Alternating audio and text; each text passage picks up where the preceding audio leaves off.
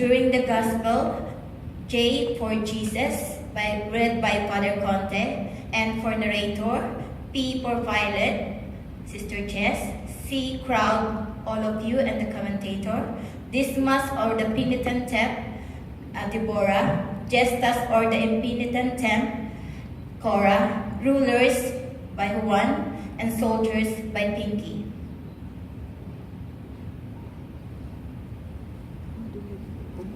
The elders of the people, chief priests, and scribes arose and brought Jesus before Pilate. They brought charges against him, saying,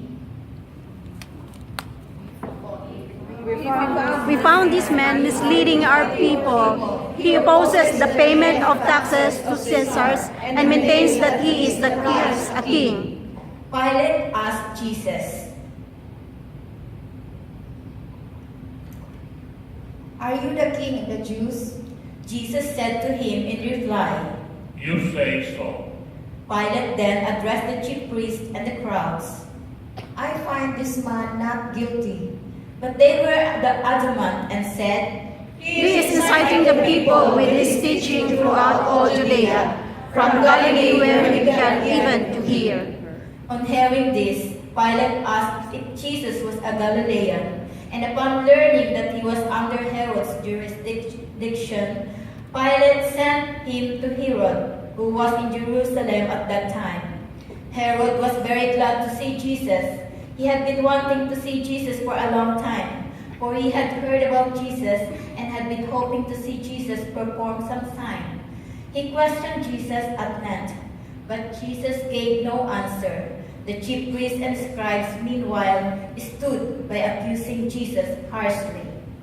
Herod and his soldiers treated Jesus contemptuously and mocked him. And after clothing him in his resplendent garb, Herod sent back to Pilate. Herod and Pilate became friends that very day, even though they had been enemies formerly. Pilate then summoned the chief priests, the rulers, and the people, and said to them, "You brought this man to me and accused him of inciting the people to revolt. I have conducted my investigation in your presence and have not found this man guilty of the charges you have brought against him. Nor did Herod, for Herod sent him back to us. So no capital crime has been committed by him. Therefore, I shall have him flogged and then release him." Away together, they shouted out, Away with this man! Release Barabbas to us!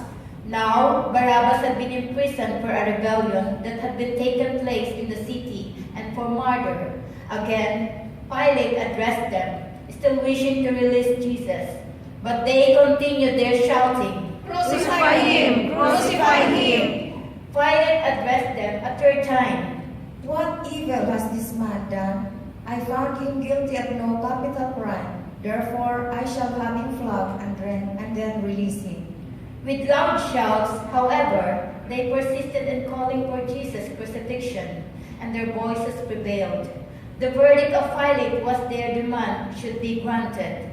So Pilate released the man who had been imprisoned for rebellion and murder, for whom they asked, and Pilate handed Jesus over to them to deal with as they wished. As they led Jesus away, they took hold of a certain Simon, a Cyrenian, who was coming in from the country, and after laying the cross on him, they made him carry it behind Jesus. A large crowd of people followed Jesus, including many women who mourned and lamented him. Jesus turned to them and said, Daughter of Jerusalem, do not weep for me. Weep instead for yourself and for your children. For indeed the days are coming when people will say, Blessed are the barren, the wombs that never bore and the breast that never nursed.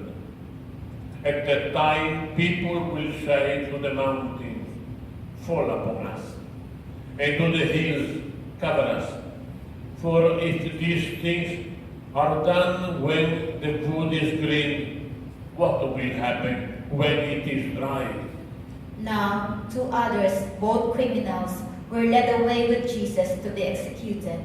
When they came to the place called the Skull, they crucified Jesus and the criminals there, one on his right and the other on his left. Then Jesus said, Father, forgive them. They know not what they do. They divided his garments by casting lots. The people stood by and watched. The rulers, meanwhile, sneered at Jesus and said, He saved others, let him save himself if he's the chosen one, the Christ of God. Even the soldiers jeered at Jesus as they approached to offer him wine. They called out, If you are the King of Jews, save yourself. Above Jesus, there was an inscription that read, This is the King of the Jews.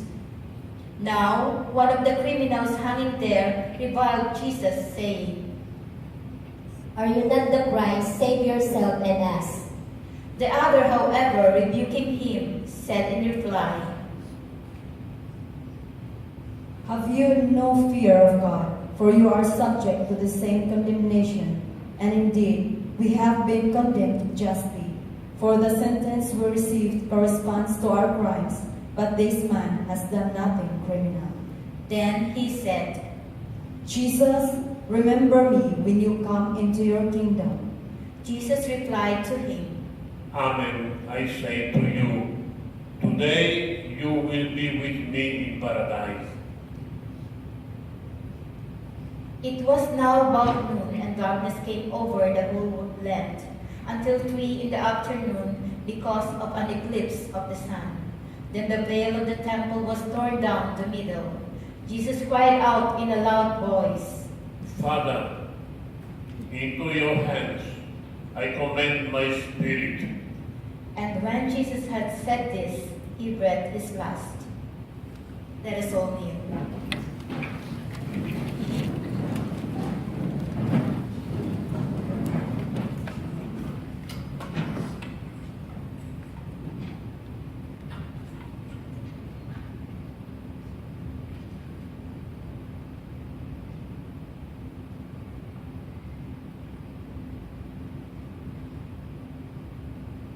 Let us all stand.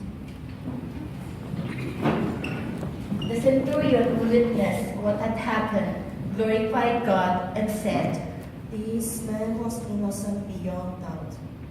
When all the people who had gathered for this spectacle saw that what had happened, they returned home, beating their breast.